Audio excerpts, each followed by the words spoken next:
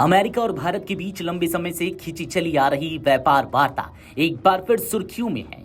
ऐसे समय में जब अमेरिकी अधिकारियों का एक उच्च स्तरीय दल भारत पहुंच चुका है और द्विपक्षीय व्यापार समझौते को लेकर चर्चाएं तेज हैं। अमेरिकी राष्ट्रपति डोनाल्ड ट्रंप के व्यापार सलाहकार पीटर नवारो ने विवादित बयान देकर माहौल को और गर्म कर दिया है। सोमवार को नवारो ने कहा कि भारत बातचीत की मेज पर आ रहा है। प्रधानमंत्री मोदी ने एक बहुत ही सौहार्दपूर्ण, अच्छा और रचनात्मक ट्वीट किया और राष्ट्रपति ट्रंप ने उसका जवाब दिया। देखते हैं यह कैसे काम करता है।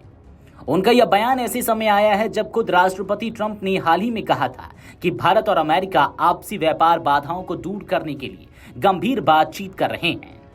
राष्ट्रपति ट्रंप ने पिछले हफ्ते अपने social media platform truth social पर लिखा था, मैं आने वाले हफ्तों में अपने बहुत अच्छे दोस्त प्रधानमंत्री मोदी से बात करने के लिए उत्सुक हूँ। मुझे विश्वास है कि दोनों देशों के लिए एक सफल समझौते पर पहुंचने में कोई कठिनाई नहीं होगी। यह संदेश वॉशिंगटन और नई दिल्ली दोनों में सकारात्मक संकेत के रूप में देखा गया। प्रधानमंत्री नरेंद्र मोदी ने भी इस पर प्रतिक्रिया दी और अमेरिका को भारत का घनिष्ठ मित्र और स्वाभाविक साझेदार बताया। पीएम मोदी ने लिखा, हमारी टीमें इन चर्चाओं को जल्द से जल्द पूरा करने के लिए काम कर रही हैं। मैं राष्ट्रपति ट्रंप से बातचीत के लिए भी उत्सुक हूँ।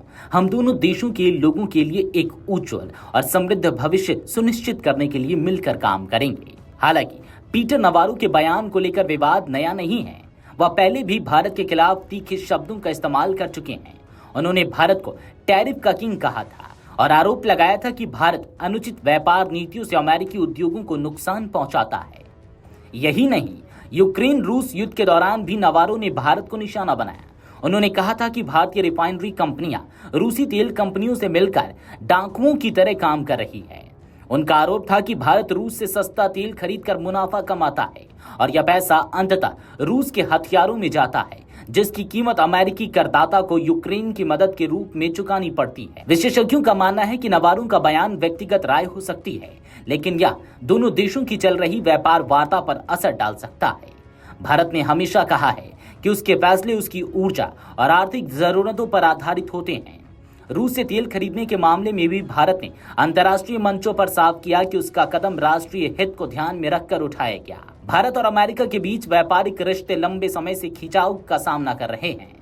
अमेरिका चाहता है कि भारत कृषि और डेटा लोकलाइजेशन जैसे मुद्दों पर रियायत दे, जबकि भारत चाहता है कि अमेरिकी बाजार में उसकी दवाइयों, आईटी सेवाओं और अन्य उत्पादों को आसानी से प्रवेश मिले। दोनों देशों की अर्थव्यवस्थाओं के आकार और क्षमता को देखते हुए यह वार्ता न सिर्फ द्विपक्षीय बल्कि वैश्विक व्यापार समीकरणों के लिए भी अहम मानी जा रही है। प्रधानमंत्री मोदी और राष्ट्रपति ट्रंप के हालिया सकारात्मक संदेशों ने यह संकेत जरूर दिया कि वार्ता को नई गति मिल सकती है, लेकिन नवारो जैसे बयानों से जटिलताएं भी बढ़ सकती हैं।